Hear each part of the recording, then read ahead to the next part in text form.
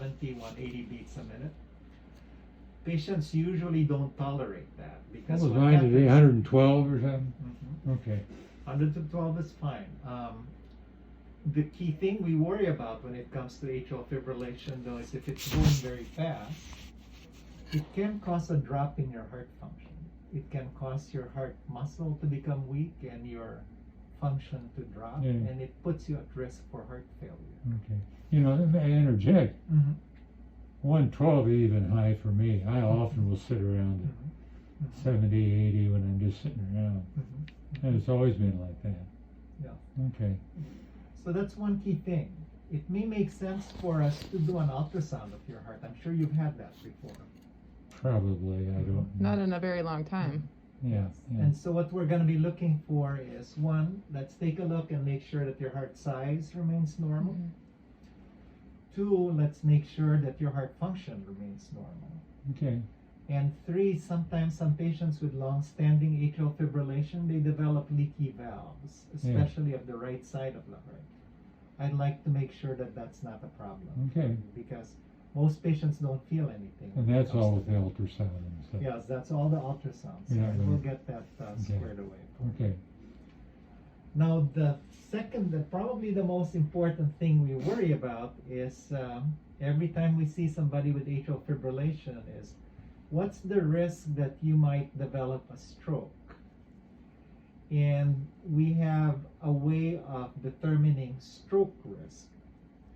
And in your case, your stroke risk is probably in the 4% range, just based on age alone.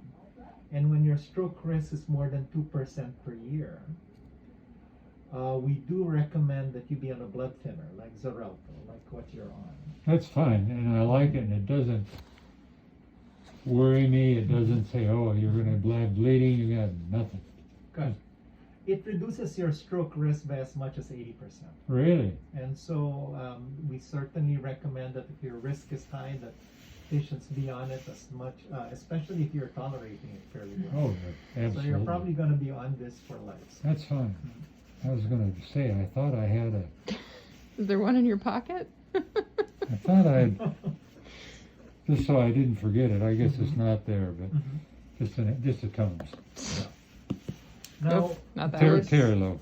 one other thing which I also wanted to talk to you both about, and when we see somebody with atrial fibrillation, we try to see whether they have any significant symptoms. If they have significant symptoms, they're the ones that we cardiovert.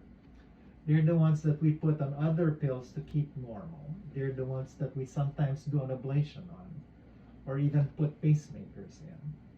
For those without symptoms, the key thing is making sure that your heart rate is well controlled.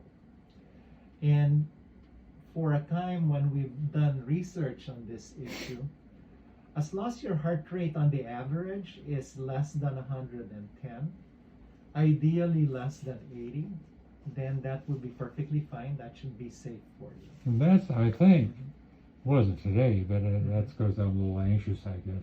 Right. But I think mine is most of the time is low like that.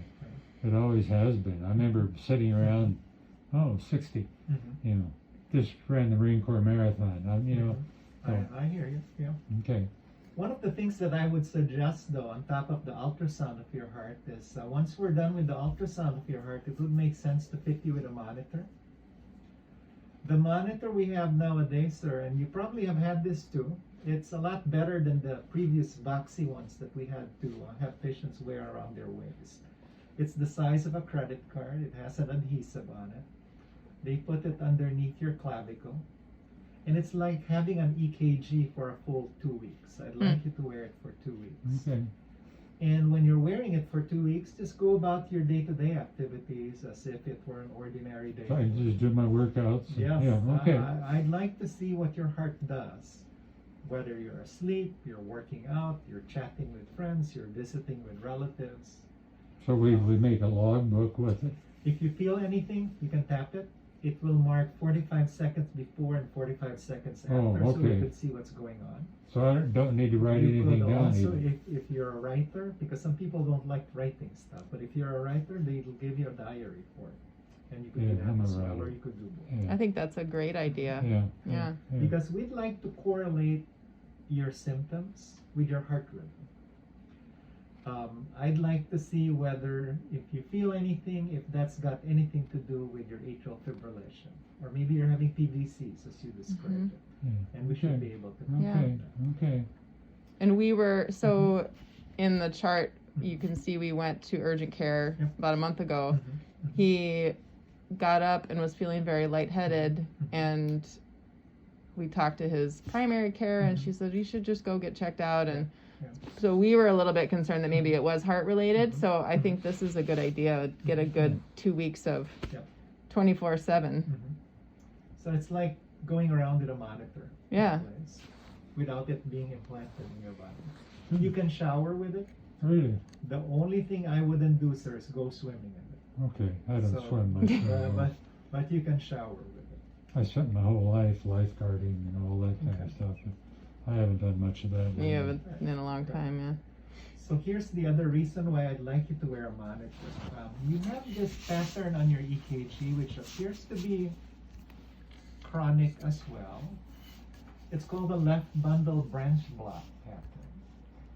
And in theory, what we normally would see is the impulses start from the top of the heart to the bottom of the heart. But once it reaches both right and left bottom portions of the heart, the impulses will split. And ideally, the impulses should arrive in the right bottom and left bottom portions at the same time so that the contraction will be the same.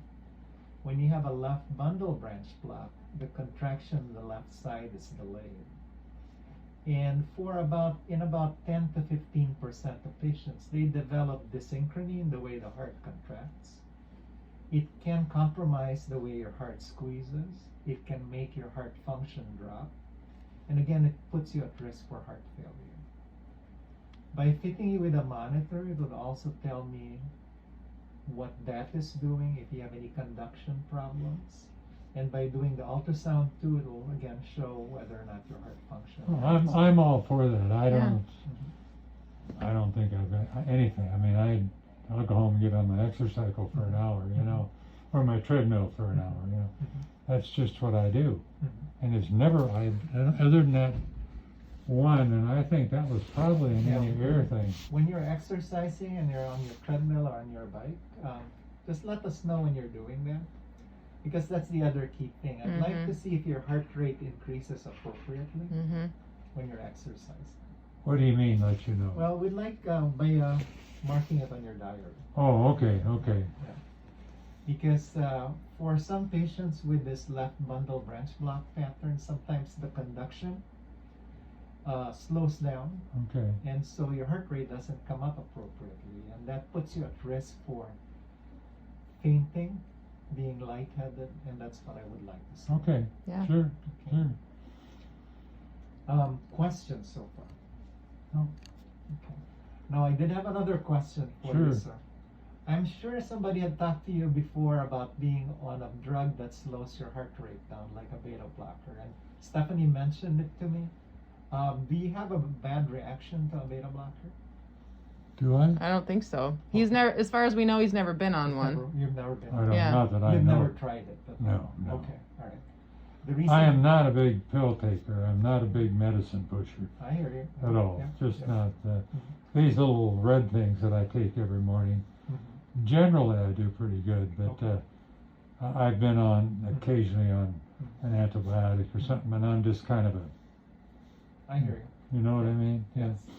I just want to make sure that you don't have any reaction to it, Yeah. because on occasion some patients require being on certain drugs like those, and it's Yeah. something to be that's Okay. important for me to be aware of. Okay. Well, we'll talk Is about that it. something you would recommend after you have the 2 weeks and we kind of do a follow up? I think if your heart rate is controlled,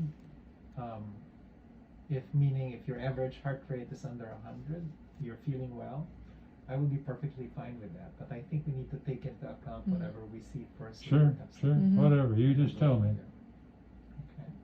All right. No, I don't really have any complaints. I just came here because my daughter said I should. Well, That's not totally why. Not a problem, sir. Now I do need your shirt off, sir. If you could have a seat here, let's take a listen.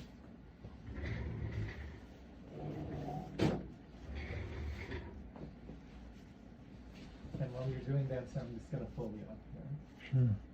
So he has the little wrist cuff blood pressure thing at home. Is that sufficient for kind of doing a check, or I think the blood pressure cuff that you have at home? yeah, our preference is actually the standard one. Okay. The ones around the arm. I've The got wrist that ones too, aren't as don't I? accurate. I don't think you have one of the standard ones, but we can Yeah. get one. Yeah. Well, let's wait. I Yeah. had one all the way from medical school. The one you'd be surprised at the ones that are available now. They're automated. You could just wrap it around Mhm. your Yeah. arm. You press a button, they'll do the Yeah. work for you. Yeah. Whatever. All right, we'll find one of those. Yep. Yeah, I think my biggest fault is I just kind of let my fitness Mm-hmm. drop off. You want this off Yes, too? sir. Mhm. I think you're doing well for 86. Yeah, I think so. I've lost 25 pounds, but that was after my wife died. You know, I just quit eating. Yeah. You could fold your arms like this, sir. Perfect.